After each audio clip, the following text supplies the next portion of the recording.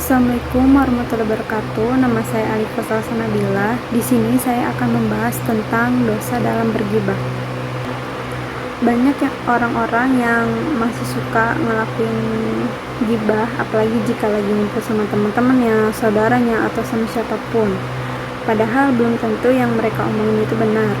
Jika yang mereka omongin itu benar, itu namanya kita mengibahi orang tersebut. Tapi jika tidak sesuai kenyataan, itu namanya kita memfitnah orang tersebut. Padahal gibah itu dosa yang sangat besar, namun hanya sedikit orang yang menyadari dosa tersebut. Bahkan ada orang yang misalnya mau ke masjid, mereka selama perjalanan di masjid itu bukannya berzikir, tapi malah ngomongin orang lain. Padahal mereka mau perjalanan untuk ibadah. Memang banyak orang yang bilang kalau gibah itu seru, padahal mereka nggak pernah menyadari apa yang mereka omongin tentang orang lain. Apakah mereka sudah jadi orang yang baik, benar, sempurna? Padahal kan belum tentu. Pasti ada keburukan dari mereka sendiri. Apa yang ada di diri mereka, kejelekan mereka atau aib mereka, ya mereka selalu ngomongin orang lain tanpa merasa apa yang ada, kejelekan yang ada di dalam diri mereka sendiri.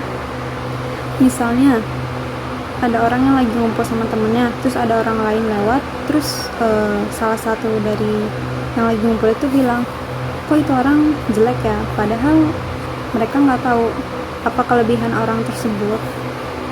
Dan mereka dengan enaknya bilang orang itu jelek atau orang itu aneh. Padahal kalau jika orang itu tahu, pasti orang itu sangat sakit hati. Dan ada di Quran surat Al-Hujurat ayat 12, dan janganlah menggunjingkan satu sama lain.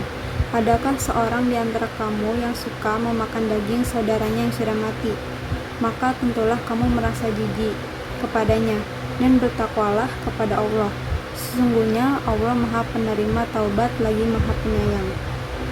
Imam Asy-Syaukani rahimahullah dalam kitab tafsirnya mengatakan, Allah Ta'ala memisalkan gibah dengan memakan bangkai seseorang, karena bangkai sama sekali tidak mengetahui siapa yang memakan dagingnya. Ini sama halnya dengan orang yang hidup juga tidak mengetahui siapa yang menggunjing dirinya. Dan Imam Qatadah rahimahullah berkata, sebagaimana engkau tidak suka jika mendapati saudaramu dalam keadaan mayat penuh ulat, engkau tidak suka untuk memakan bangkai semacam itu, maka sudah sepantasnya engkau tidak menggibahinya ketika ia masih dalam keadaan hidup. Lalu bagaimana cara kita bertaubat dari gibah? Jika orang tersebut yang kita omongin tahu apa yang telah kita perbuat, maka kita harus mendatangkan orang tersebut dan meminta maaf, lalu meminta agar orang tersebut merelakan perbuatan kita. Namun jika orang itu tidak tahu kalau kita ngomongin orang itu, maka kita harus memohon ampun untuknya, dan kita harus ngomong kebaikan tentang orang tersebut kepada orang yang telah kita ajak gibah. Dan kita tidak perlu mendatangkan orang yang sudah kita omongin, karena sesungguhnya dari kebaikan-kebaikan itu kita bisa menghilangkan kejelekan-kejelekan yang sudah kita omongkan kepada orang lain tentang orang tersebut. Lalu apakah gibah diperbolehkan? Ada gibah yang diperbolehkan. Gibah adalah suatu hal yang diharamkan dalam Islam dan termasuk dalam dosa besar, sehingga apapun bentuknya, menceritakan tentang apapun orang lain adalah dilarang bila sesuatu tersebut tidak disenangi olehnya.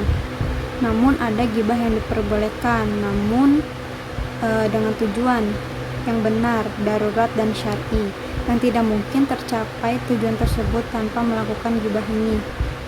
Dan Imam Nawawi rahimahullah dalam Riyadhus Shalihin menyebutkan 6 gibah yang diperbolehkan adalah: yang pertama, seorang terzalimi, mengadukan kepada pihak yang berwenang dan dia mempunyai pengaruh terhadap orang yang menzalimi. Yang kedua, meminta bantuan untuk mengubah kemungkaran, menasehati dan mengembalikan pelaku kemaksiatan kepada jalan yang benar. Dan yang ketiga, meminta pendapat dan solusi dari seseorang yang alim tentang persoalan yang dihadapi. Yang keempat, memperingatkan seluruh kaum muslimin akan kejahatan yang dilakukan seseorang. Yang kelima, kepada seorang yang terang-terangan menampakkan kemaksiatannya, keabsikannya, kemungkarannya, dan keabitannya. Dan yang keenam, dengan tujuan mudah dikenal dengan menyebutkan julukan yang ada pada seseorang. Namun, kita tetap harus memperhatikan, semestinya kita harus terus berhati-hati dalam perkara dosa besar ini, karena hal ini tidak jarang dalam kehidupan keluarga, kemasyarakatan, kampus, masjid, kantor, maupun melalui media-media lainnya, baik disengaja maupun tidak disengaja. Wallahu a'lam. Semoga dari apa yang saya sampaikan bermanfaat, dan mohon maaf jika ada kekurangannya. Dan semoga kita bisa sadar untuk tidak melakukan hal-hal yang membuat dosa seperti ghibah dan hal-hal yang lainnya juga. Sebelumnya terima kasih, sekian dari saya. Wassalamualaikum warahmatullahi wabarakatuh.